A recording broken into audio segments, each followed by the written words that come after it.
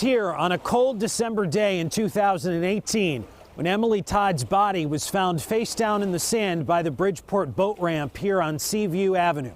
She was shot execution style, a single bullet wound to the back of the head, and a spent shell casing lying next to her, along with clues to her killer, 2 boot prints in the sand, and her missing bank cards.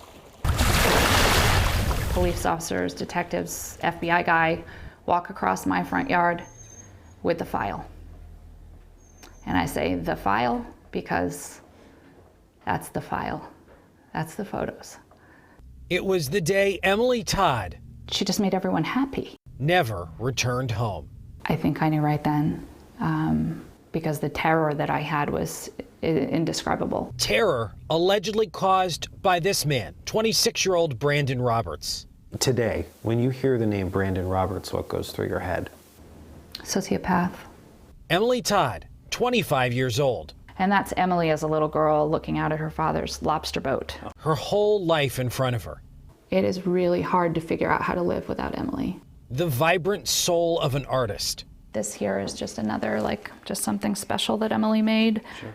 Who is Emily Todd? Emily, just such a good human being. Emily briefly dated Roberts, whom she met online, before breaking it off. After her murder, Roberts fled to Ohio and was captured. From grief to rage, Jennifer turned emotion into strength. Now, a quest for Emily's justice. For a case like this, it will sometimes get a 60-year sentence, especially if you go to a trial. But that's the problem. Brandon Roberts likely won't be on trial.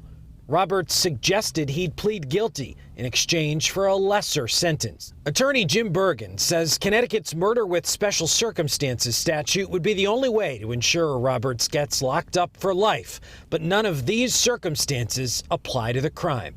This one seems about as awful as it can be. It just doesn't seem to be within those particular qualifications. In a workplace, you can't make a decision based on someone's age or their gender, their career choice. I mean, this is how the state has decided was the most effective way to deal with murderers. Jennifer says she'll be advocating for Emily's law to make murder in general subject to life behind bars.